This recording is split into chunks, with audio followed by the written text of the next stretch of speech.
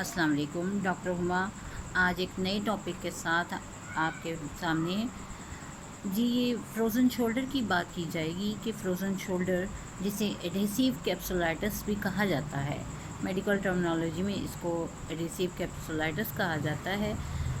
ये मर्ज़ अमूमन कंधों में शुरू होता है, कंधों में दर्द होता है और उनकी मूवमेंट लिमिटेड हो जाती है, यानी कि वो कंट्रोल नहीं रहता उनकी पूरी मूवमेंट के ऊपर और भरपूर तौर पर जो है कंधे हरकत नहीं कर पाते। कंधे के जॉइंट्स जो हैं वो बहुत ज़्यादा मुतासिर होते हैं और होता ये है कि आपके जॉइंट थिक होना शुरू हो जाते हैं और टाइट हो जाते हैं।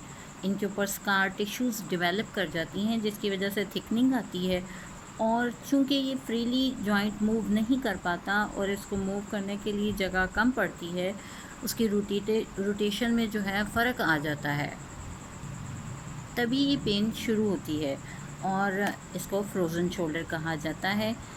अगर हम इसकी कॉजेज़ की बात की जाए तो आज तक अभी ये मालूम नहीं किया जा सकता, ना ही किया जा सका है कि ये इसकी ख़ास वजह क्या होती है कि फ्रोज़न शोल्डर्स हो जाते हैं।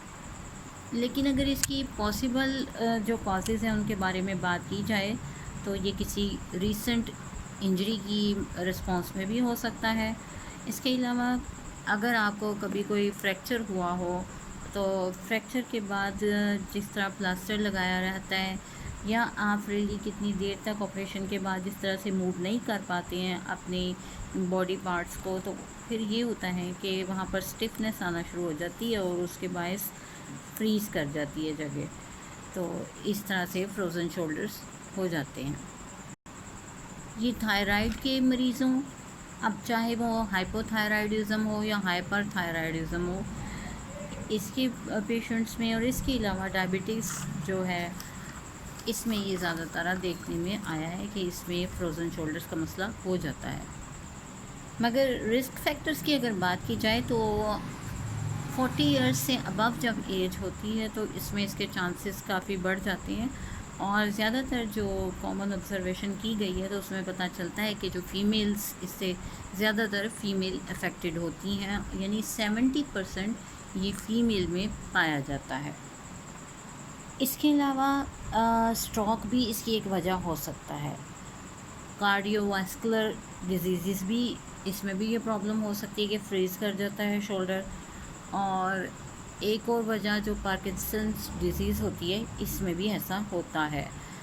अब देखना ये है कि कैसी सिम्टम्स होती हैं, क्या आखिर होता है कि हमें पता चलता है कि हमें हमारे शोल्डर्स फ्रीज़ कर गए। हमें ऐसे पता चलेगा कि हमें एक ना परसिस्टेंस किस्म की पेन होगी, लगातार आपको पेन महसूस होगी और उसके साथ स्टिफनेस होगी, यानी ऐसी सख्ती महसूस होगी कि आप अपने बाजू को मूव नहीं कर सकेंगे, शोल्डर को मूव नहीं कर सकेंगे और ये चीज़ ग्रेजुअली डेवलप करती है, अचानक से नहीं हो जाती है।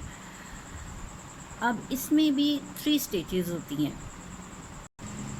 पहली स्टेज में आपको इसमें पेन महसूस होता है, यानी पेन की कंडीशन मुस्तकिल रहती है और ये पेन अमूमन जो है ना रात को बहुत ज़्यादा तंग करता है। दूसरी स्टेज में स्टिफनेस आ जाती है जिसे एडेसिव स्टेज कहा जाता है या फ्रोज़न स्टेज कहा जाता है। इसमें ये होता है कि आपके जो मूवमेंट के जॉइंट्स हैं उसके लिगामेंट्स और उसके टिश्यूज़ जो हैं वो स्टिफ कर जाती हैं। और तीसरी जो स्टेज है इसकी वो थॉइंग स्टेज होती है। इसमें क्या होता है कि पेन जो है इम्प्रूव भी करना शुरू कर देती है और इम्प्रूव होता है आपकी कंडीशन, आपको लगता है कि मेरा फ्रोज़न शोल्डर अब ठीक हो गया है, पेन आपकी फेड होना शुरू हो जाती है लेकिन फिर से दोबारा अकर हो जाती है। इसके क्लिनिकल कोर्स की अगर बात की जाए कि यानी कितना दौरानिया लगता है कि इस तकलीफ़ को, तकरीबन ये साल से 3 साल के दौरान तक रहती है और इसकी डेवलपमेंट इसी तरह ग्रेजुअली होती है और फिर पेशेंट को एक टाइम पता चलता है कि उसके शोल्डर्स फ्रीज़ कर गए हैं।